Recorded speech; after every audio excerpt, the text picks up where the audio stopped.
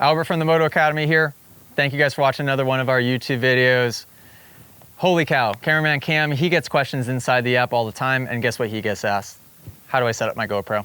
Cameraman Cam's gonna tell you in this video all of the settings that he uses, all the ones not to bother with, and how to get the best GoPro footage possible. This video is pulled from the Moto Academy app. If you guys want to see more videos like this, instructional videos on how to film or how to ride a dirt bike, go to the Moto Academy app. How do you get there? club.themotoacademy.com. Go to club.themotoacademy.com, subscribe to the Moto Academy app. You can send a message to cameraman Cam on how to film. You can send a message to me on how to ride. Otherwise, enjoy this YouTube video. All right, guys, I get asked this more than anything. You guys have asked a million times, what are the GoPro settings that we use? And today I'm finally gonna tell you. I have the time, so we're gonna show you how to set up your GoPro. GoPro footage, it usually looks terrible for a few reasons, none of which anybody seems to tell people about. I've watched GoPro setup videos, oh, these are the best GoPro settings for riding dirt bikes, oh, whatever. And everyone leaves out the most important detail. And I basically disagree with all the videos out there about GoPro setup. So I'm gonna show you how to make your GoPro look good as far as dirt bike footage is concerned. I'm gonna show you on a Hero 11 because that's what I have right now. However, if you're gonna go out and buy a GoPro, believe it or not, I would highly recommend getting the Hero 8 Black. It's a few years old, so it'd probably be pretty cheap, but also it was the last like small GoPro, like flagship GoPro. The 11, the 10, and I think even the 9, they got bigger batteries and they're a little bit bigger, which means they're a lot heavier. And we're gonna talk about where to mount this thing, and hint, hint, it's on your face, and you don't want that weight. Hero 8 is my favorite GoPro. Your GoPro footage does not look bad because of how the camera is set up.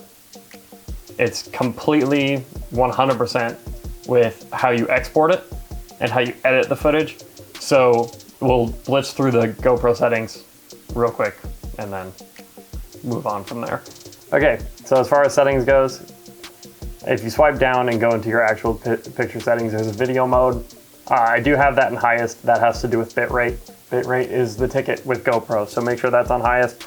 Controls Pro gives you a little bit more freedom as to choose your stuff.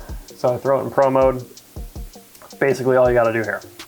Quite literally, the only thing that I mess with is right here, which is your resolution, your frame rate, and your camera view. And these are the settings. If your computer can handle it, I would run 4K 60. However, with the work we do with AJ, everything has to have a quick turnaround time. Typically, we're shooting things that are edited and released in the same week. So I personally can't take the time to use 4K 60 because my computer just can't handle it. I'd have to make proxies and I just don't have time for that. So I'll run 4K 30, lens in super view, always 100% super view. Hyper smooth is on. What else? Everything else should be right out of the box. 10-bit on, that's good. Bit rate should always be set to high. That's the most important part. And then quite literally the rest of the camera settings are set to auto, and exactly how they would come out of the box. So camera settings are the easy part. We really don't do anything fancy in camera. The fancy stuff happens in editing. But before we go to editing, how do you mount the thing? Now, AJ and I have differing opinions on this. I use something called a Dango Designs gripper mount. You can find them on Amazon. They're like 50 bucks. They're kind of pricey, but it's literally just a clamp with a mount that you can turn around a bunch of different directions. It clamps right to your chin. As far as mounting, if you want the GoPro to look good, mount it to your chin. If you have good technique, sometimes you'll hit your face on the bars, but whatever, you'll be fine. But I don't run it on top of the helmet. Footage doesn't look that great. Your best POV is gonna be right on the chin. Now, I use a Dango Designs gripper mount. However, AJ swears by basically the cheapo Amazon brand, which is totally fine. They're more like 20 bucks. And they just have these little Velcro straps, essentially, to strap on to the front of your helmet. Just search like chin mount, GoPro chin mount, and pick whatever you want. I don't really care. As long as your GoPro's on your chin, that's gonna be your best POV shot. Here's the secret. Here's the secret to why your GoPro footage looks bad. Oh hey, quick break from this video. We're giving away a trip. We're flying somebody in from anywhere in the world. All you have to do to win this all expense paid trip is go to club.themotoacademy.com, subscribe to the Moto Academy app, and we're picking a winner on September 15th. These things have been awesome. We've flown people in from everywhere. Don't miss out. You get a chance to train with Moto Academy team. And if you live international, don't worry. We pick people from literally anywhere in the world. Club.themotoacademy.com. Subscribe before September 15th. See you guys in there. Good rule of thumb is don't use the GoPro app. It's gonna compress the heck out of your footage. Why they would do that with their own app doesn't make any sense to me. However, don't use the GoPro app, use a desktop editor. Here are your options. I use Adobe Premiere. I totally understand that most of you probably don't. It's 50 bucks a month, or the program itself is 20 bucks a month. I don't know, it's really expensive. But obviously this is what we do professionally, so we use Premiere. Good free versions. If you have a Mac, iMovie, honestly, is a fantastic editing system. Final Cut Pro 10, it's 300 bucks, also very good.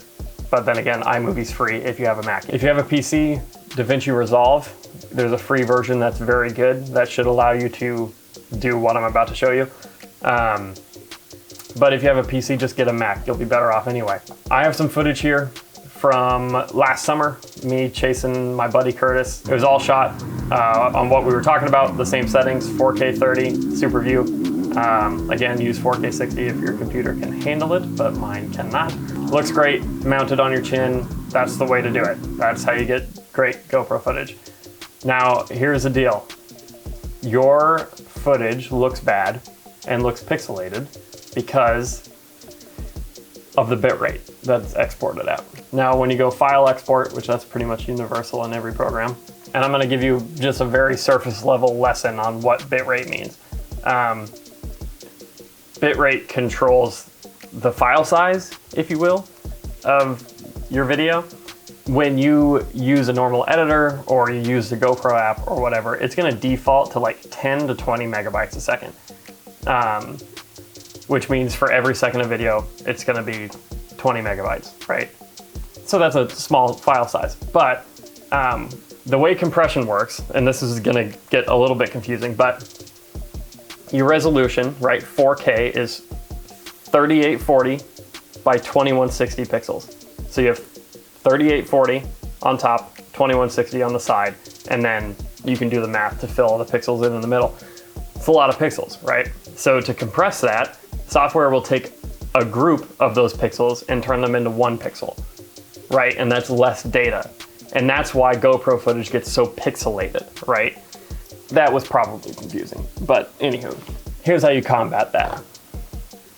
If you're in Premiere, you can literally just use a preset that says match source high adaptive bitrate, assuming that your timeline matches the footage that you shot. But here's the rule of thumb, and I'm not gonna go super into depth as to how to do it in Premiere because you guys probably won't be using Premiere. I just need you to understand the concept. Here's what you need to look for. Bitrate, target bitrate, megabytes per second. When you're exporting your video, do not export GoPro footage with any bitrate less than 100 megabytes per second. Now, it's gonna spit out a giant video file. However, that's how you don't experience quality loss. That I export all of my videos, no matter where they're going, YouTube, the app, Instagram, at 150 megabytes per second. It is just your fail safe. You're not gonna lose any quality, at least not anything noticeable at 150 megabytes per second. But definitely don't export GoPro footage under 100. And now I don't understand why people don't talk about this because that's the secret to GoPro footage. GoPro does a really good job about making their cameras ready right out of the box. They spend all of their time making a camera so you can pull it out of the box, hit the record button, and you're ready to go. So let them be good at that and let them do that. Your job is to treat the footage right and export it with as high of a bitrate basically as you can. And that's the secret. It's as simple as that. That is why your GoPro footage looks bad. It's not your settings in the camera most of the time. It's 100% gonna be how you handle the footage and how you export it and get that final video file. So that's a ticket. Now I realize I probably just created a lot of questions for you guys, but that's why I'm here. Message Cameraman Cam in the app, ask me your questions, I'll help as best I can.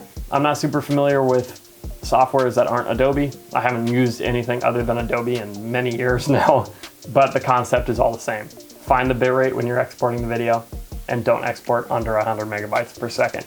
And all of a sudden, your GoPro footage is gonna look like ours. So hopefully that helps. If you have questions, message me. And that's all I have to say.